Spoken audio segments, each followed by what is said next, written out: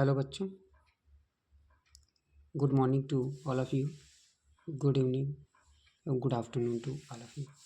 आज हम आपको अगली कड़ी में ये जो आपका द्विघात समीकरण था उसके बारे में कुछ बताएंगे और उसमें ये सबसे ज़्यादा इम्पोर्टेंट पार्ट है।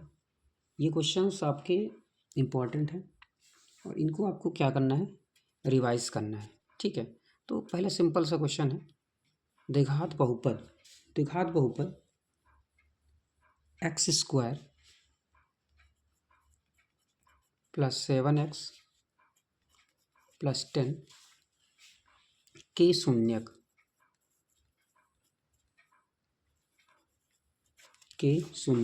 ज्ञात कीजिए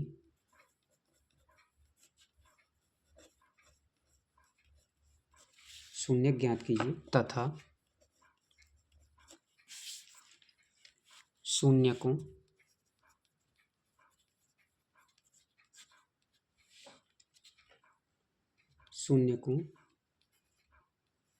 तथा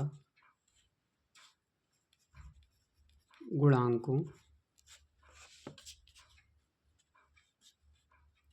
के बीच संबंध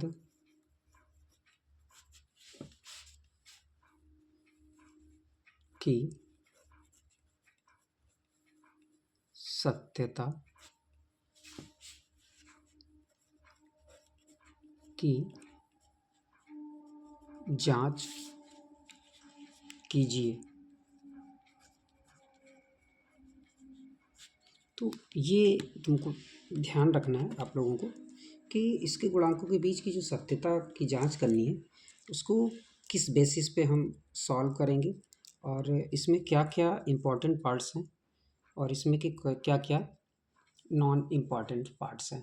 तो यहाँ पर एक चीज़ ये ध्यान रखना है कि क्वेश्चंस में कह क्या रहा है, तो जो कह रहा है उसके अकॉर्डिंग आप इसको सॉल्व कर दीजिए, बस और कुछ नहीं करना है। देखिए, तो इसमें हम एक पॉइंट देखते हैं। ये कह रहा है कि द्विघात बहुपद है कि शून्य ज्ञात कीजिए तथा शून्यकों तथा गुणांकों के बीच के संबंध की जांच कीजिए। तो सबसे पहले क्या करना है, इसको सॉल्व करके x की वैल्यू निकालनी है और जो x की वैल्यू होगी वही आपके शून्यक होंगे और उन शून्यकों का हमें योगफल और गुणनफल निकाल देना है। जो वैल्यू आएगी उससे एक इक्वेशन बनाएंगे और जो इक्वेशन बनेगी वो इतनी ही आनी चाहिए। अगर ऐसा हो जाता है तो इसका मतलब ये हुआ कि आपने जो सॉल्व किया है वो सही है। आइए देखते हैं हल में क्या दिया है। ये जो वैल्यू दी गई है आपकी कितनी, एक्स स्क्वायर 7x प्लस 10, ठीक है। ये जो वैल्यू है के गुणन खंड करने पर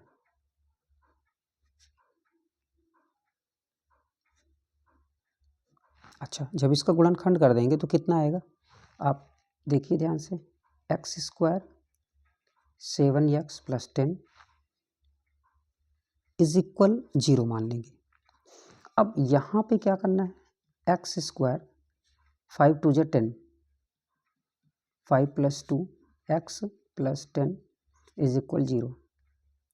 एक्स स्क्वायर हो जाएगा 5x हो जाएगा 2x हो जाएगा 10 इज इक्वल 0। इसके बाद कैसे सॉल्व करेंगे, x हम ले लेंगे कॉमन, तो x प्लस 5 हो गया, 2 कॉमन ले लो, x प्लस 5 हो जाएगा। तो x प्लस 5 इसमें से कॉमन ले लेंगे और x प्लस 2 बचेगा। अब इसमें आपको ये ध्यान रखना है कि ये जो वैल्यू आई है कि मान शून्य तथा हो सकते हैं, तो यहाँ पे जो x प्लस 5 इक्वल 0 होगा, x नेगेटिव 5, ऐसे ही आप x प्लस 2 इक्वल टू 0 तो नेगेटिव 2 होगा। ये जो वैल्यू आई यही आपके क्या कहलाएंगे, शून्यक कहलाएंगे। और जब इन्हें हम शून्यक कहेंगे तो उन शून्यकों में ये ध्यान रखना है कि इसकी वैल्यू आएगी कितनी, तो अल्फा प्लस बीटा होता है। तो सबसे पहले क्या निकालना है हमें,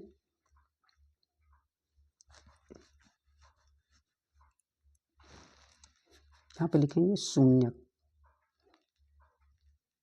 प्रथम शून्यक बराबर -5 और द्वितीय शून्यक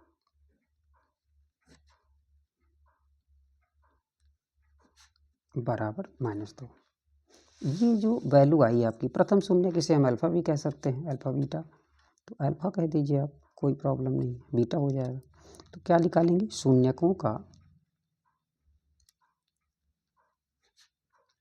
योगफल। अब आप देखिए, जब शून्यकों का योगफल निकालेंगे तो -5 होगा, प्लस होगा, -2 होगा, तो -5 -2 -7। हम इसे एक तरह से ये नाम दे सकते हैं कि alpha plus beta equal to ये वैल्यू आई। इसी प्रकार से हम लिख सकते हैं कि शून्यकों का गुणनफल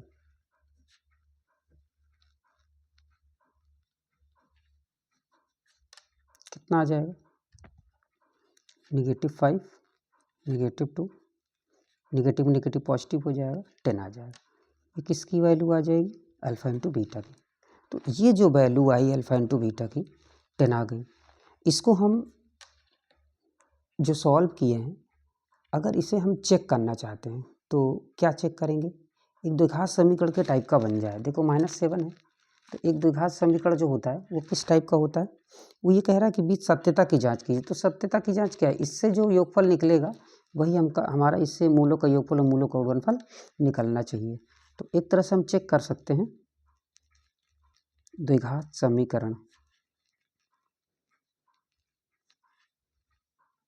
बनाइए जरा, कैसे बनाएंगे, x² alpha plus beta alpha into beta equal to 0। जरा चेक करिए, x² -7 +10।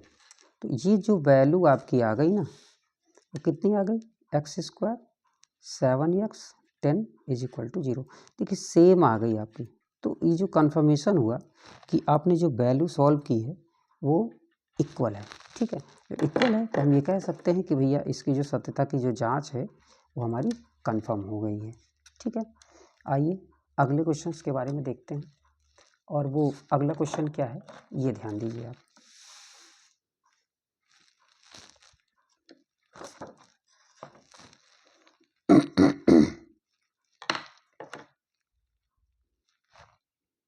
नेक्स्ट क्वेश्चन है, नेक्स्ट क्वेश्चन में ये लिखते हैं कि द्विघात बहुपद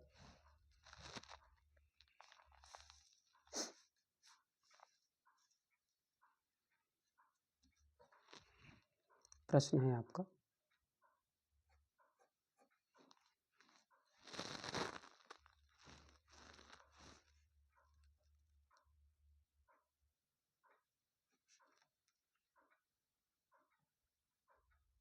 द्विघात बहुपद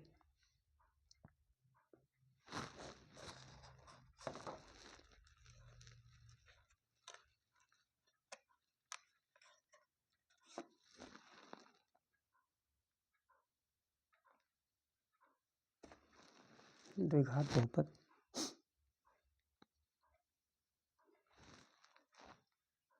3x²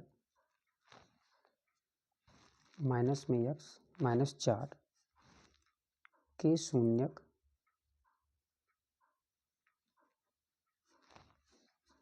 ज्ञात कीजिए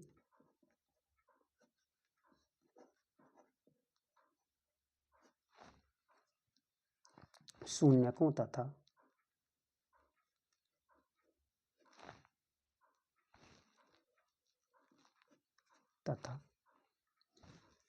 इनके गुणांकों के बीच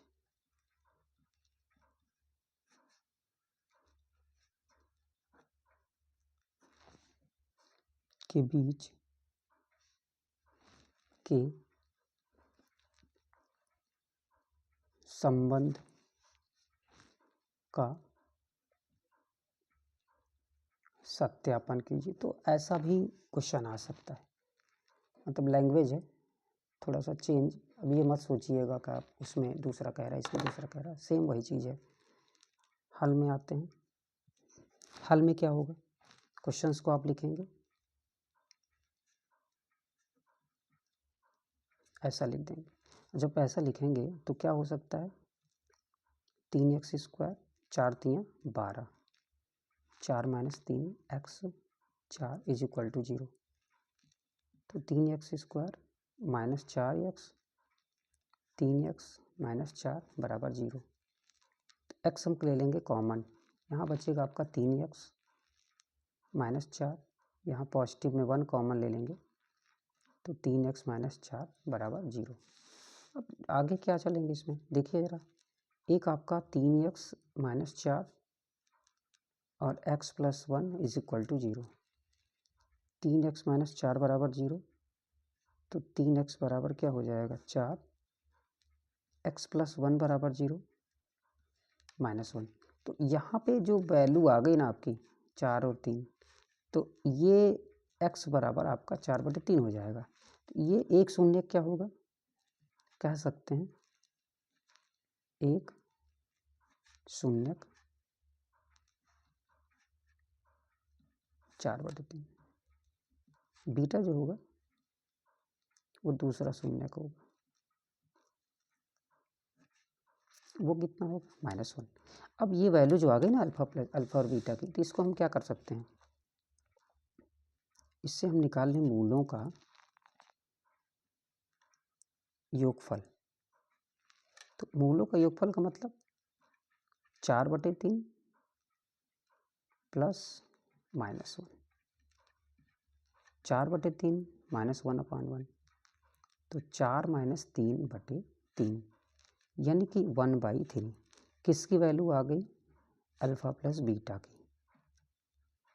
ठीक है, जब अल्फ़ा प्लस बीटा की वैल्यू आपकी 1/3 आ गई तो हम कैसे सॉल्व करेंगे, ये वैल्यू आ गई हमारी। अब मूलों का हम क्या निकाल दें, गुणनफल। तो ये क्या होगा, ये होगा आपका 4/3 गुणा -1, 4/3 किसकी वैल्यू है, अल्फ़ा इंटू बीटा की। तो ये वैल्यू आपकी मिल गई। अब यहाँ पे हम चाहें तो द्विघात समीकरण से चेक कर लें, तो चेक करने क्या करेंगे, सत्यता की जांच